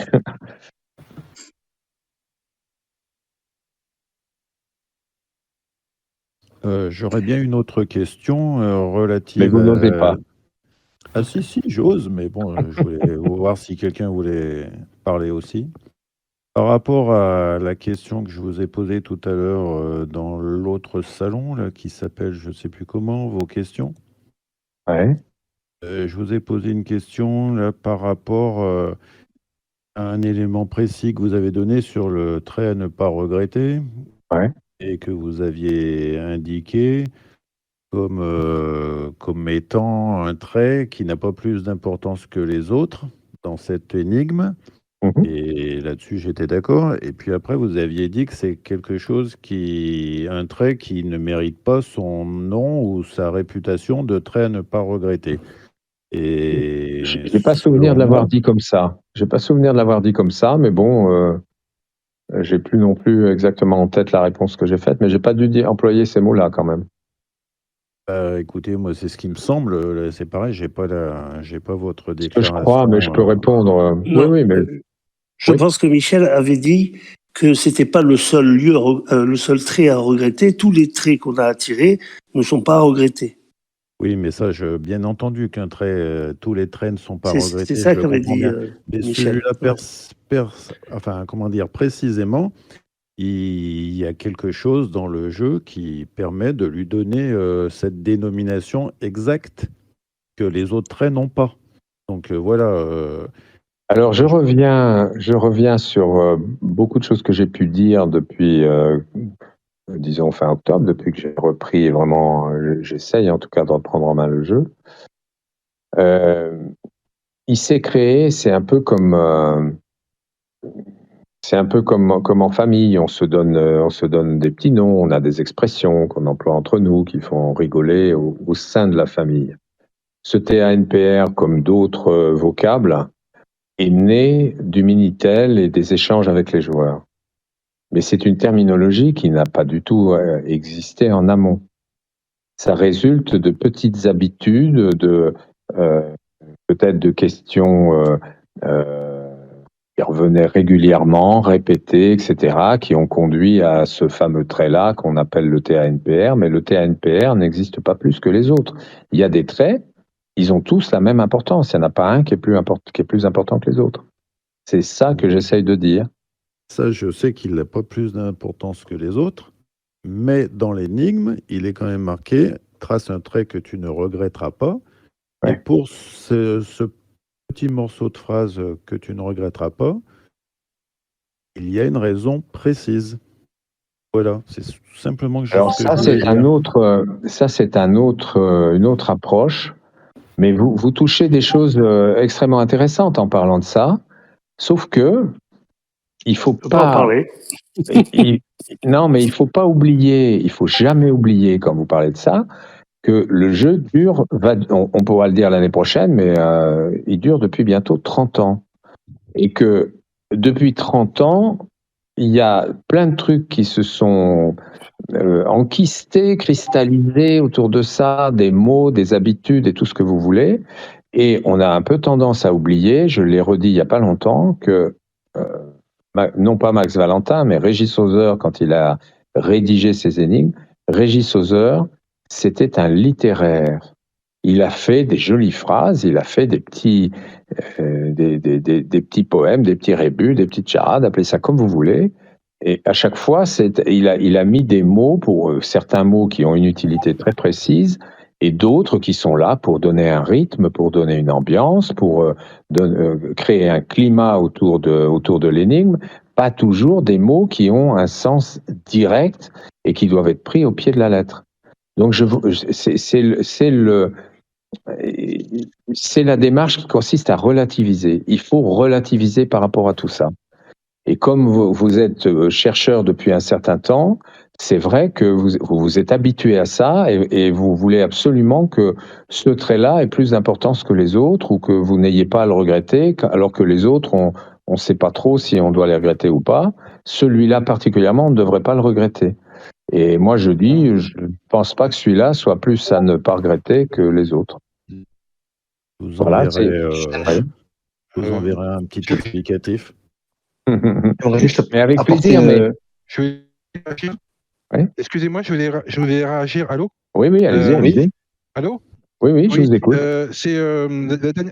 Simplement. La dernière fois sur le vocal, on avait parlé de la même chose, hein, exactement. En fait, le terme que vous avez utilisé, c'est le mot utile. C'est pour ça qu'il y a un problème d'explication que French Jarno vient de réitérer, d'ailleurs. C'est à ce moment-là où vous avez dit on va se friter tous les deux. Mais en fait, je pense que vous n'aviez pas compris le terme utile. Je disais, ça sous-entend. Là, il y a de la coupure, là, j'entends pas. Ouais, ça coupe, là, il y a de la friture, là. En fait, j'aimerais apporter des traits qui ne sont pas utiles. Je pense que vous avez mal utilisé. Apollon, tu as été coupé à un moment. Allô? Tu as été coupé à un moment. Apollon n'a pas bien entendu ce que tu disais sur l'utilité du trait. Vous cherchez des indices? Oui, je suis désolé, je suis dans une... Allô? Oui. Ouais, tu captes pas, Apollon. Oui, vous m'entendez? Là, j'entends. Oui, vous m'entendez? Oui. Oui, non, mais je voulais dire que c'était... on avait déjà fait ça la dernière fois. C'était au sujet... Attendez, je vais essayer de me bouger, là. Allô? Vous m'entendez, là?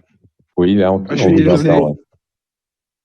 Oui, donc on avait parlé de ça la dernière fois sur le vocal, vendredi, dans la nuit de vendredi à samedi. C'était sur le terme utile que vous avez utilisé pour une de mes questions. Et vous avez indiqué que, en fait, le trait...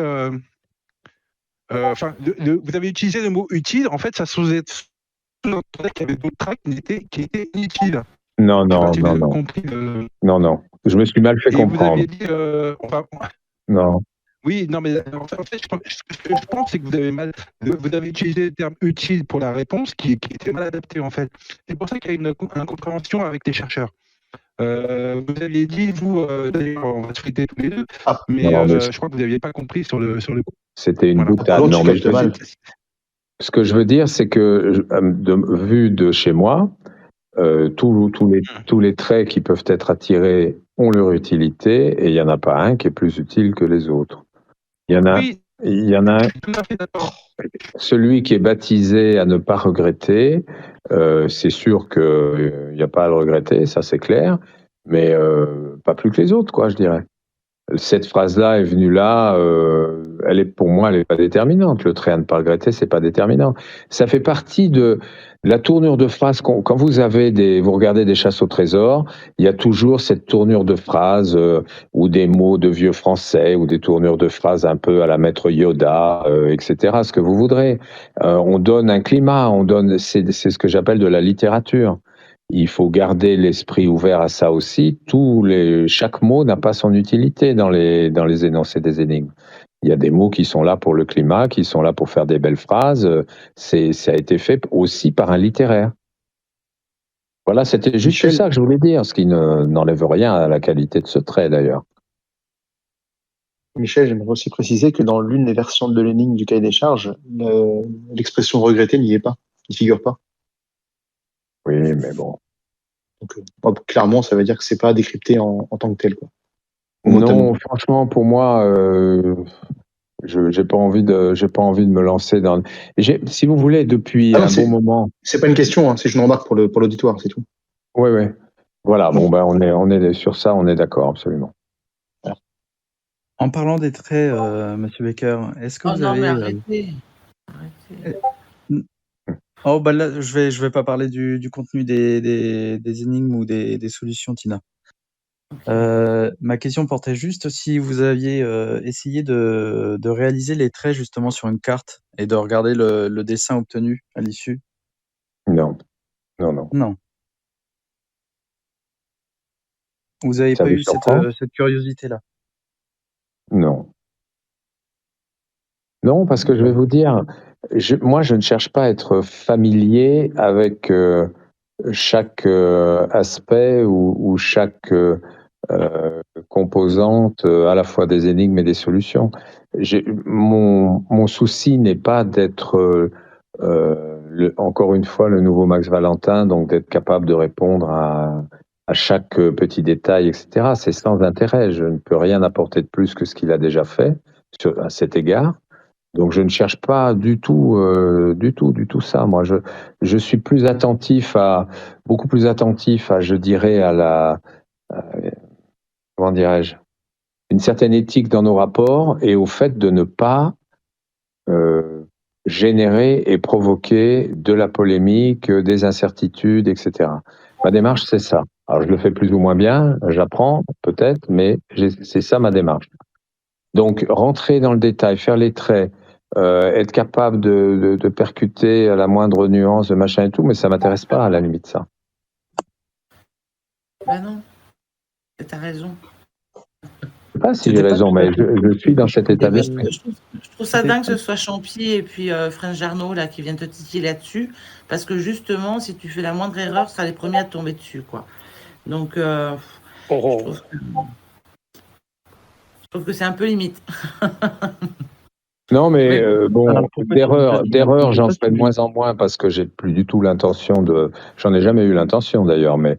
Ah non, je sais bien. De c'est me comme lancer. si on te poussait vers là pour que tu fasses l'erreur pour après te taper du. Voilà. Mais je me laisse sur personne qui n'a de mauvaises intentions. ne prête pas des intentions aux gens. Ouais, Tina, Bah, tu me prêtes de mauvaises intentions. Je vais te dire pourquoi je posais cette question.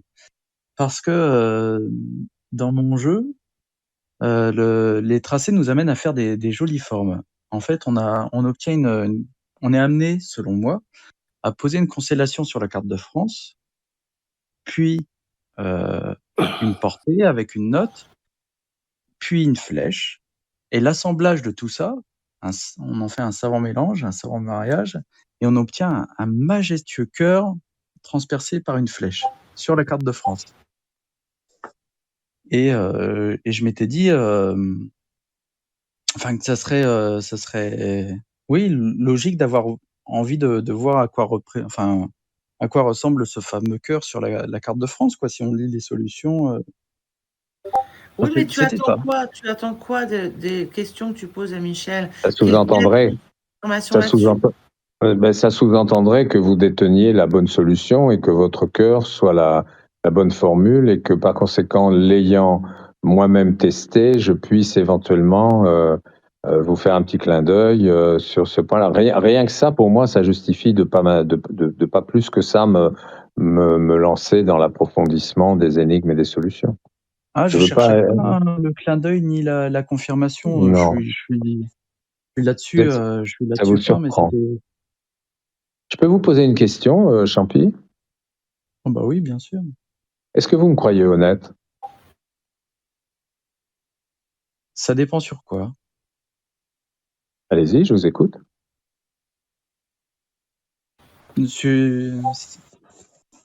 Alors, c'est-à-dire? Je sais pas, vous m'avez répondu, ça dépend sur quoi. Je vous sens plein de doutes, c'est pour ça que je vous pose la question. Ouais, bah parce que je n'ai accordé aucun crédit au cahier des charges. Parce que vous avez publié en tant que cahier des charges. Pour moi, vous vous basez sur quoi pour ça? Comment? Ouais. Vous vous basez sur quoi pour ça? Ça m'intéresse en revanche. Bah, sur plein de choses, quoi. Sur vos propres déclarations dans les médias, sur les déclarations de l'auteur, enfin du co-auteur, puis sur mon cheminement. Enfin, il y a tout un faisceau d'éléments qui m'amènent à considérer que le cahier des charges que vous avez publié et puis qualifié ainsi n'est pas le cahier des charges proprement dit. Mais vraiment une version remaniée a posteriori et que Max Valentin présentait aux différents sponsors. Mais oui, c'était une version remaniée, moi. Enfin, je la considère comme ça. D'accord. Oui, évidemment, ça limite. Je suis même surpris que vous discutiez avec moi parce que comment vous pouvez accorder si vous êtes convaincu de ce que vous venez de me dire, ce que je crois, comment pouvez-vous faire quelque chose de mes réponses? Vous pouvez penser à chaque instant que je raconte des salades. Moi, je l'écarte pas. D'accord, mais vous me posez quand même les questions. Ouais. Et vous en faites quoi de mes réponses? Je les écoute. Ben oui, mais comment voulez-vous les utiliser? C'est paradoxal, hein, je veux dire. Moi, ça me gêne pas, hein, personnellement, ça me dérange pas plus que ça, mais je suis surpris de certains échanges, dont certains éléments de la manière dont vous les exprimez, parce que Je me dis, mais qu'attend-on de moi? Qu'on puisse penser ça de moi, après tout, chacun pense comme il veut. Mais qu'attendez-vous de mes réponses dans ce contexte-là? Vous n'êtes pas le seul hein, qui vient ici pour me poser des questions et puis qui... alors vous, je sais pas, je veux pas me... Mais j'en connais d'autres qui font ça, puis qui sur d'autres forums vont raconter tout le contraire. Donc bon, je me dis après tout, mais quelle est l'utilité de ça? Enfin, si ce n'est de s'embrouiller les pinceaux encore plus, quoi. C'est où je dis des conneries ou je dis pas des conneries, mais selon le cas, c'est pas la peine de me suivre si vous pensez que je dis pas je vous donne des éléments qui sont incomplets ou faux. Non, mais ça modifiera pas mon cheminement par rapport au jeu, vos réponses. Ça me fait penser à, il y a un moment donné, par exemple, il y a un chercheur qui vous a posé une question sur les inclinaisons de la lame de l'épée. Et puis, je ne sais plus s'il avait fait le parallèle avec... non, c'était pas Avec avec la pelle, contre-pelle, oui. c'était avec le manche de la pelle. Non, avec la pelle. L'épée et la pelle, oui, je m'en souviens. Une inclinaison identique. Mmh. Et puis c'est exact. Et c'est, pour moi, c'est un élément à exploiter dans le jeu. Et puis, moi, je suis intéressé par rapport à vos réponses parce que je me dis à chaque fois que vous allez faire une pirouette par rapport à ça. Et ouais, ça m'intéresse. J'aime bien. Pourquoi? J'ai plaisir Pourquoi à une regarder vos pirouette? réponses. Pourquoi une pirouette? Bah, parce que je pense que vous n'allez pas donner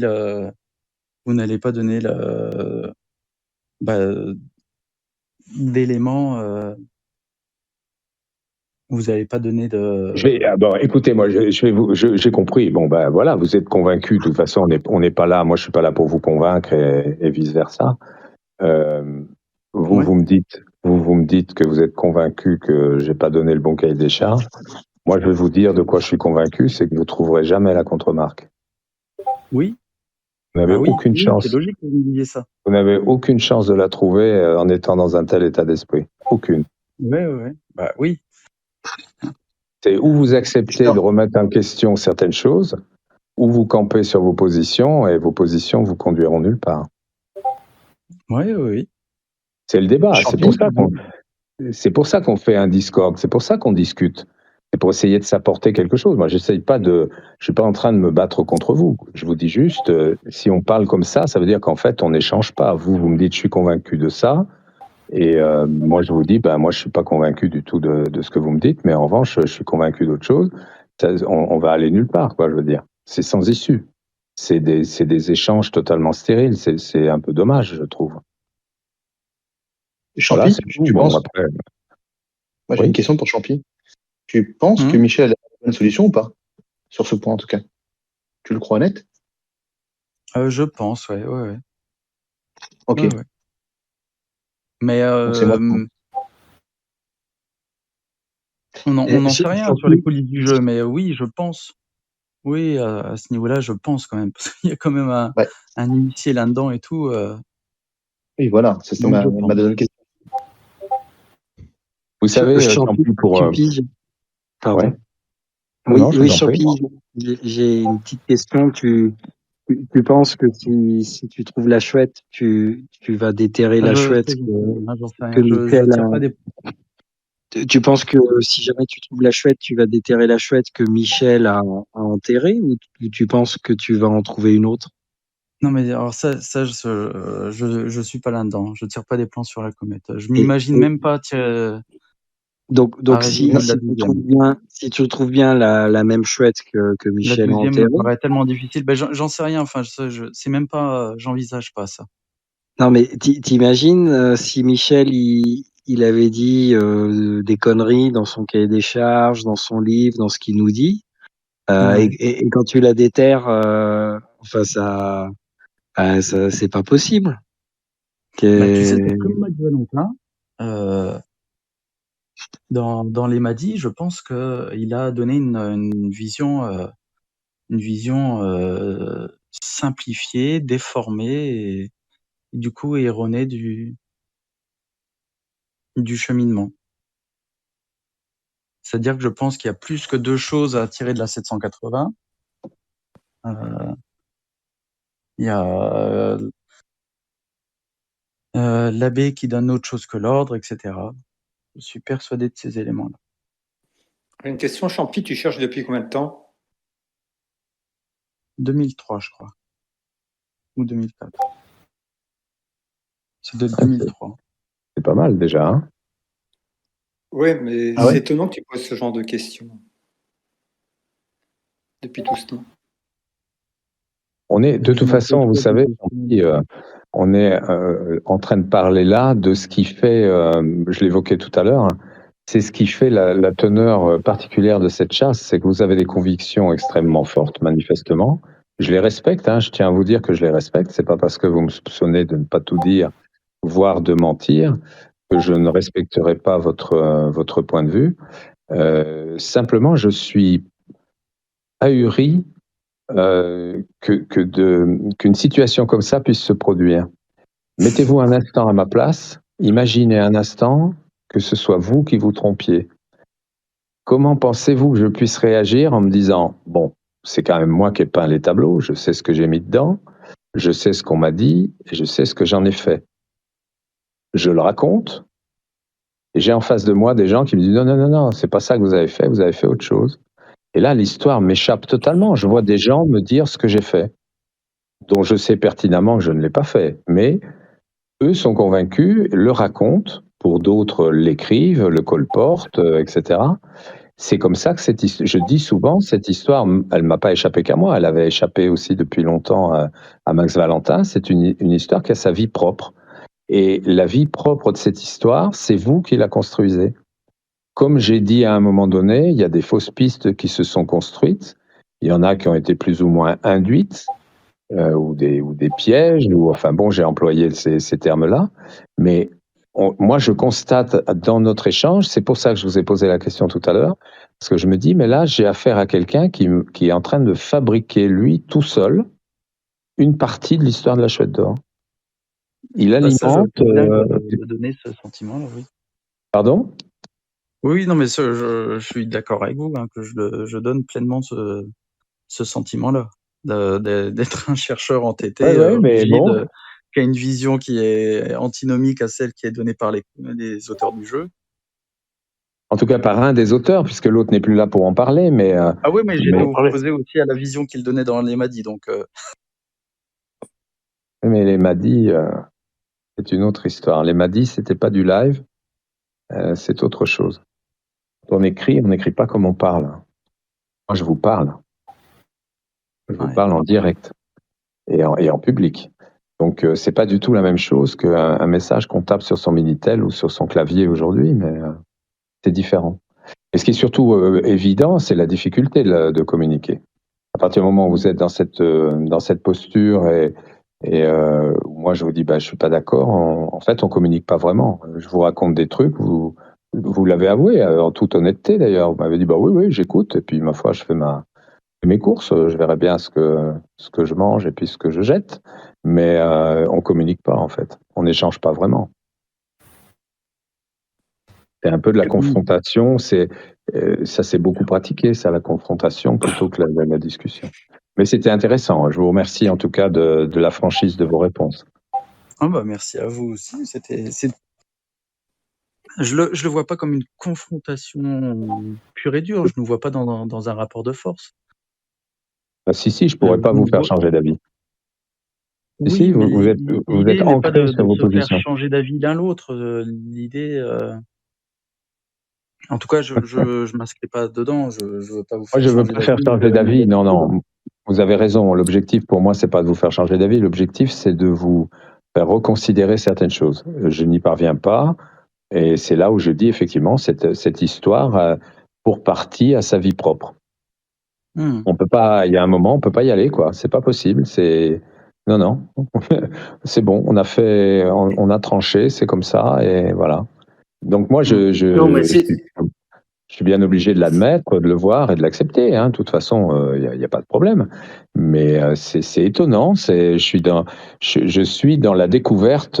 J'ai pas eu énormément d'échanges historiquement avec les joueurs. Donc là, je découvre beaucoup de choses. J'apprends beaucoup de choses. Et là, j'apprends que effectivement, il y a une partie des joueurs avec lesquels je peux pas communiquer. Mais tu sais, Michel, c'est ce que tu avais dit là, vendredi dernier. On ne peut pas modifier le point de vue de l'autre, mais on peut quand même communiquer, on peut se parler respectueusement. Bien sûr, et courtoisement, absolument. Absolument. Ouais. Michel, j'avais une question sur le côté artiste. C'est vrai que vous faisiez des tableaux, vous avez fait des sculptures, mais ça devait être compliqué en tant qu'artiste de faire des tableaux avec des contraintes données par Max par rapport à un tableau ou dans l'imaginaire. Là, c'est une chasse au trésor, ça devait être un peu plus difficile, un exercice plus difficile peut-être. Il y a une contrainte, c'est certain.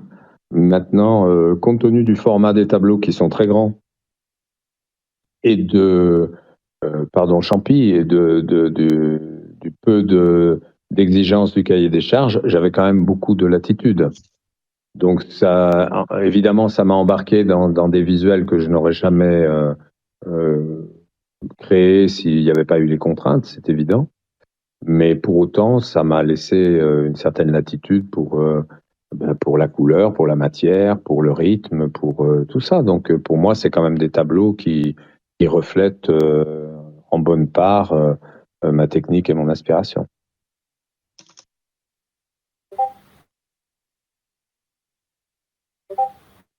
Alors, vous parliez d'un tractopelle sur place.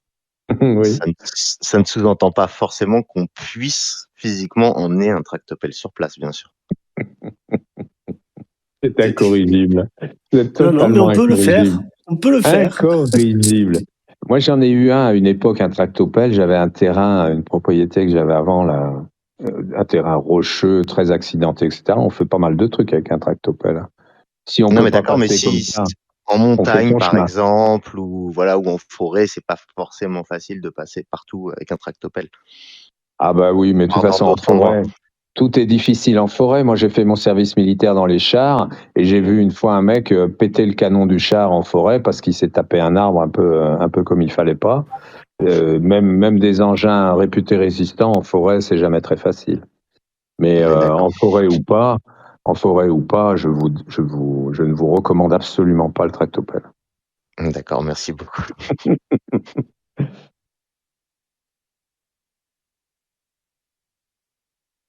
Bon, on a eu un bon petit... Tu es toujours là, Tina? Ouais, je t'écoute, ouais. Ouais. C'est toi qui m'as fait venir dans ce guêpier. À chaque fois, de toute manière, c'est de ma faute. Bon, qu'est-ce que vous en dites? On en reste là? Ouais, parce que ça va créer des polémiques, là, visiblement.